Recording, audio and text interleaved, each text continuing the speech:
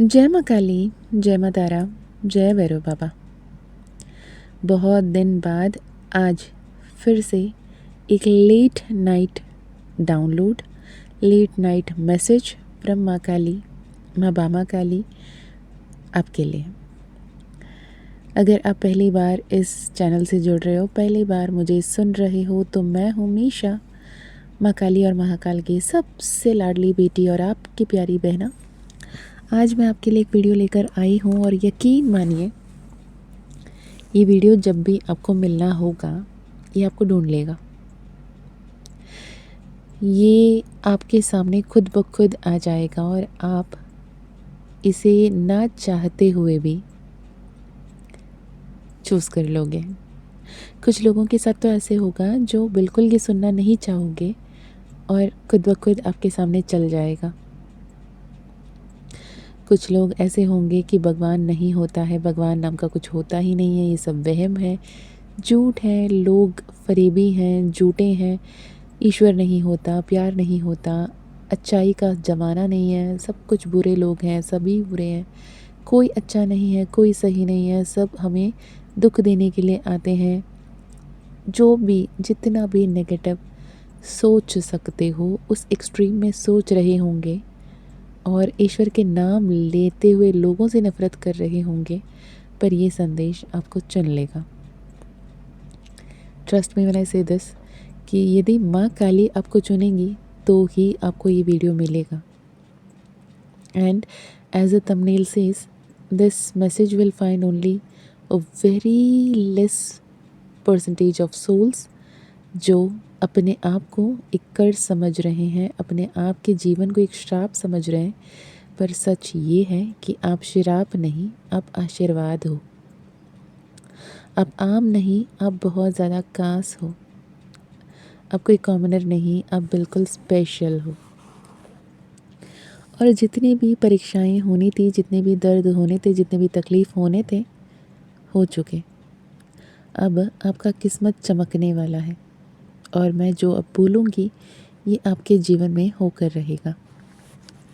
मुझे नहीं पता मैं क्या बोलने वाली हूँ, मुझे नहीं पता क्या बुलवाना चाहती है माँ काली, पर इतना पता है कि माँ मुझे सोने नहीं दे रही है। It is almost 12:20 exactly when I am speaking to you right this moment.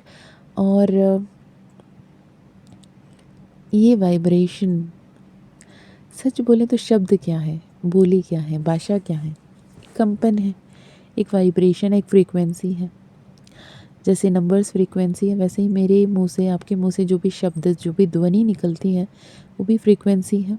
और इस फ्रीक्वेंसी जो मैं भी बोलूँगी वो यूनिवर्सल फ्रीक्वेंसी है, माँ काली का संदेश है आपके लिए। अगर आप ये रेजोनेट कर पाते हैं तो मुझे कमेंट में ज़रूर बताइएगा कि मीशा दी आपने जो बोला सच है।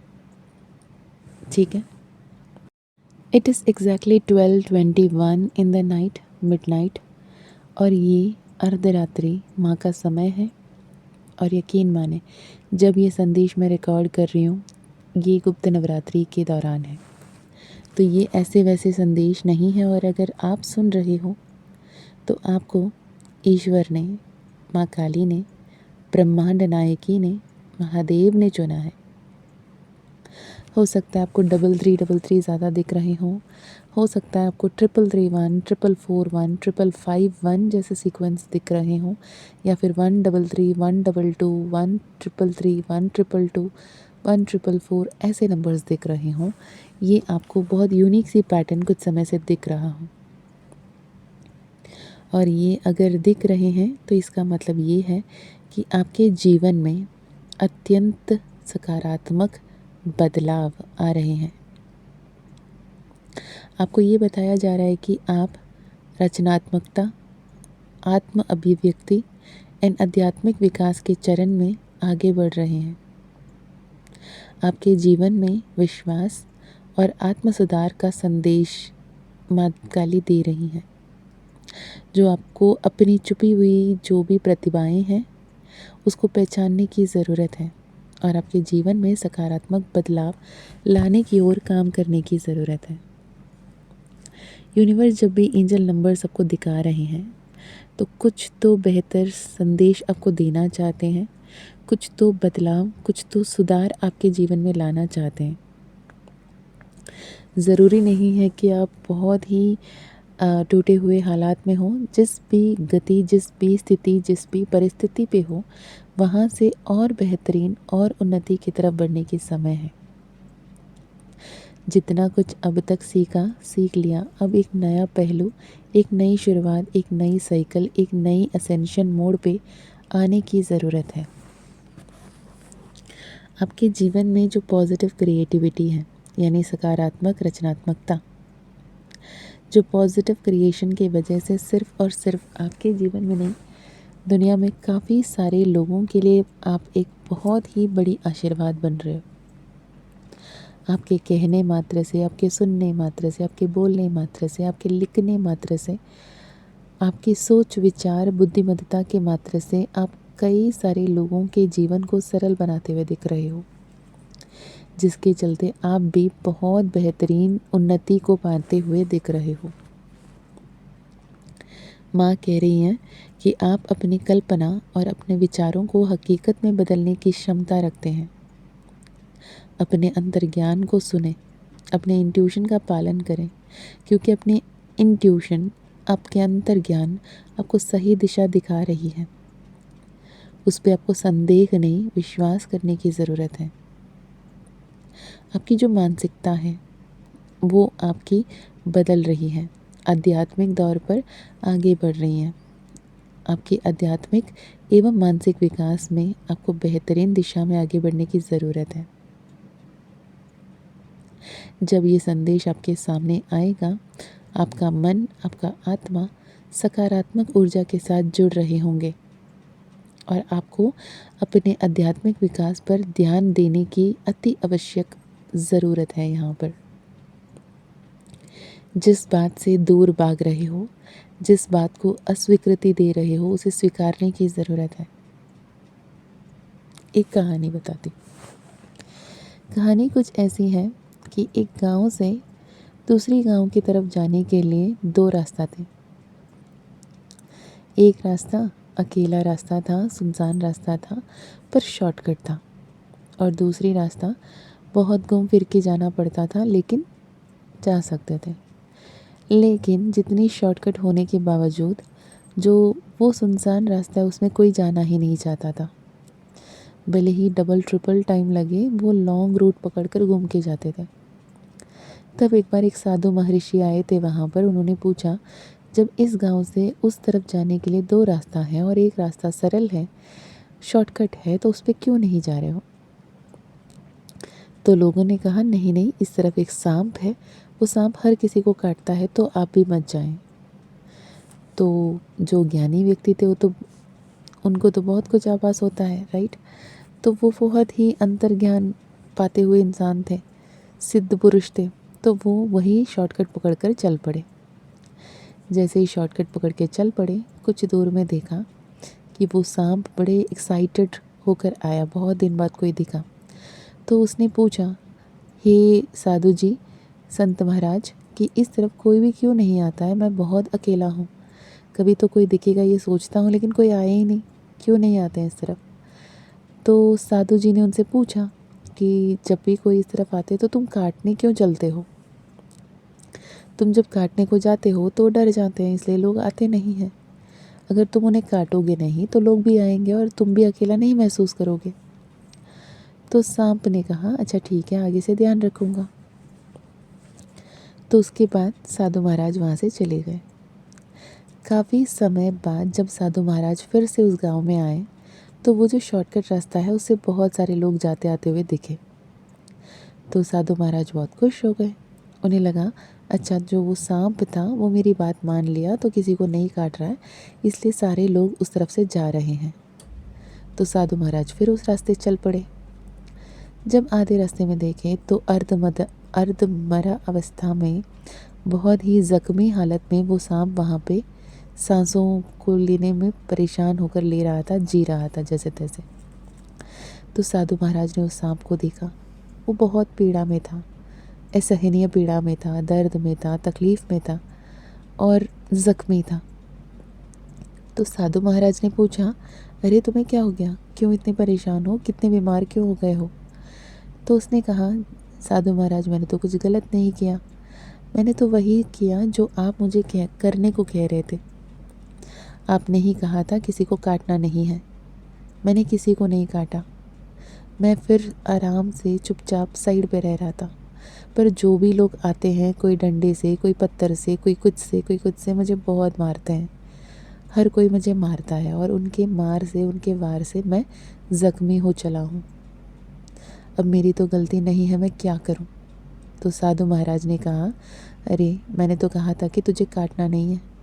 मैंने कब तुझसे ये कहा कि तुम्हें अपने फन बनाना भी नहीं है, फन भी नहीं चला उठाना है। अगर तुम अपने अस्तित्व में, तुम अपने ऑथेंटिसिटी में, तुम अपने पावर में रहते हो, पर किसी को हार्म नहीं करते हो, तो ना तुम्हारा बुरा होगा ना उनकी बुरा होगी। हाँ, किसी को ज़ख्मी नहीं करना था, किसी को परेशान नहीं करना था, किसी को दुख नहीं पहुंचाना था। लेकिन अगर खुद के साथ कोई गलत करता है, खुद के साथ कुछ बुरा व्यवहार करता है, तो खुद के लिए खड़े होना भी तुम्हारी जिम्मेदारी है। अब कोई तुम्हें मारने आ रहा था, पत्थर उठा रहा था, तो फन फैला देता, तो ऑटोमेटिकली लोग दूर चले जाते। डराने से किसी ने नहीं रोका, बस डसने से रोका था तुझे। तो उस सांप को समझ में आया, अच्छा self protection, self love important है। अब पॉजिटिव रहो, अब अच्छे रहो, अब शांत रहो, अब सुकून में रहो। लेकिन ज़रूरी थोड़ी है कि आप अच्छे बनने के चक्कर में ज़ख्मी बनो। अब अच्छे बनने के चक्कर में लोगों की डिसरिस्पेक्ट सहो। आप अच्छे बनने के चक्कर में लोगों की मिसट्रीटमेंट को, डिसरिस्पेक्ट को ले लो और ये परमिशन दे दो कि तुम लोग आगे भी मुझे मिसट्रीट कर सकते हो, डिसरिस्पेक्ट कर सकते हो, और मैं कुछ नहीं करूँगा, कुछ नहीं करूँगी। आप इस तरफ से तो आप सर्टिफाई कर रहे हो ना कि आप कितना भी बुरा मेरे साथ बर्ताव कर लो, मैं वैसे कि वैसे रहूँगा, वैसे कि वैसे रहूँगी। इवन आप चाहो तो इससे ज़्यादा भी मेरे साथ बुरा बर्ताव कर सकते हो। तो यहाँ पे आपको खुद को चुनने को कहा जा रहा है। अगर कोई आपको बुरा भला कह रहा है, शांत रहो, पर उनकी उस बुरा भला कहने की आदत को आपको फुल स्टॉप लगाना पड़ेगा। ये कहना पड़ेगा कि आप जो सोच रहे हो गलत है, ऐसा नहीं है, सच यही है। मानना या नहीं मानना आपके ऊपर, पर सच यही है। ये कहने में क्या गलती है? हर बार हर किसी से लड़ना ज़रूरी नहीं है, पर आप क्या हो ये जताना, ये बताना भी बेहद ज़रूरी है। अगर ये संदेश आप सुन रहे हो तो मुझे बहुत अच्छे से समझ में आ रहा है कि माँ काली क्यों आपको चुन रही हैं। आप कहीं ना कहीं बहुत ज़्यादा परेशान हो, टूटे हो, बिखरे हो। आपके अपनों ने आपको वार किया है, आपके अपनों ने आपको पीड़ा पहुंचाया, आपके अपनों ने आपको दुख दिया है। ये जो यात्रा है, ये अत्यंत सकारात्मक संकेत दे रहा है। अगर आप ट्विन फ्लेम जर्नी में हो और काफ़ी समय से बहुत परेशान हो और ये संदेश आपको मिल रहा है, ये बता रहा है कि आपकी ट्विन फ्लेम, आप एक दूसरे के लिए बने हो और आप हमेशा सोल जर्नी में एक साथ रहोगे। अब ये सोल जर्नी में एक साथ रहने का मतलब ये नहीं है कि शादीशुदा होकर एक छत के नीचे जीना लिखा है।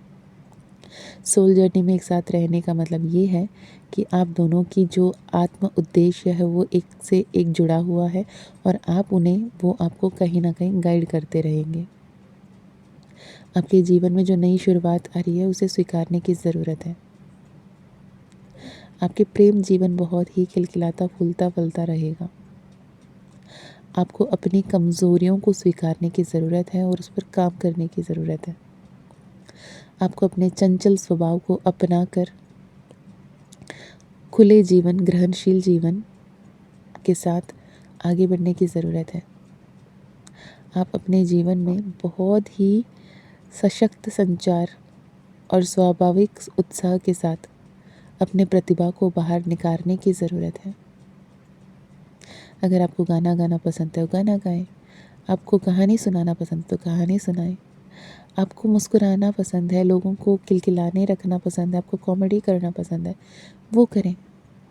आपको जो लाइफ मैनिफेस्ट करना चाहते हो, लाइफ मैनिफेस्ट करें। ईश्वर हर पल आपके साथ हैं और आपको गाइड कर रहे हैं। अपने जीवन में वही करें जिसको लेकर कल को कभी आपको ऐसा लगे ना कि आपने कभी कुछ गलत किया, किसी के साथ कुछ गलत किया। जितना हो सकता है अपने दिव्य संदेश को ध्यान से सुने। अच्छे बनने का ये मतलब नहीं है कि दुख और तकलीफ़ को स्वीकारते रहें। अच्छे बनने का मतलब ये है कि अपने अहमियत को पहचानें और हर किसी को भी इम्पोर्टेंस दें। जब ये संदेश आपके सामने आएगी, माँ काली आपको पुकार रही हैं। माँ काली कह रही हैं, मेरे साथ जुड़। माँ काली चालीसा का पाठ कर। आने वाले 9 शनिवार के दिन, हर शनिवार प्रत्येक दिन 12 बार माँ काली का चालीसा। 9 शनिवार का उपवास कर कर माँ काली का चालीसा का पाठ जब करोगे, यहाँ पे उपवास से मेरा मतलब ये नहीं कि निर्जला रहें, बिल्कुल खाना ना खाएं, नहीं। अपने हेल्थ को ध्यान रखते हुए जैसे संभवत हो उपवास करना है। ये भी कर सकते हैं कि ज़्यादा नहीं बोलोगे। मैं कंप्लीट मौन व्रत की नहीं बात कर रही हूँ, ज़्यादा नहीं बोलने की, ज़्यादा लोगों से घुलने मिलने से वर्जित रहने की, मांस मछली नहीं खाने की। जैसे कोई भी कंडीशन आप ले लें और उस तरीके से आप उपवास रखें। और उपवास के बाद रात के समय पे 12 बार 12 टाइम्स माँ काली चालीसा का पाठ करें। जब ये 9 शनिवार करोगे तो 108 बार आपकी माँ काली का चालीसा का पाठ हो जाएगा, जो आपके लिए बहुत ही बड़ी ब्लेसिंग्स लेकर आएंगी और आपके हर एक मैनिफेस्टेशन, हर एक विश को फुलफ़िल करने में आपको मदद करेंगी। अगर ये आपको सोल कॉलिंग लगता है तो ही करें, नॉट फॉर एवरीवन। अपनी इंट्यूशन को सुने, जैसे रेजोनेट होता है वैसे ही लें। अगर पर्सनल सेशन, पर्सनल हीलिंग चाहिए तो डिस्क्रिप्शन चेक कर सकते हो, जिसमें व्हाट्सएप नंबर आपको मिल जाएगा, जहाँ से आप कनेक्ट कर सकते हैं पर्सनल सेशन, पर्सनल हीलिंग के लिए। माँ काली का परमिशन रहा तो ज़रूर होगा। मैं मिलती हूँ नेक्स्ट वीडियो में। जय माँ काली, जय माँ तारा, जय भैरव बाबा, हर हर महादेव, हर हर शंकरा।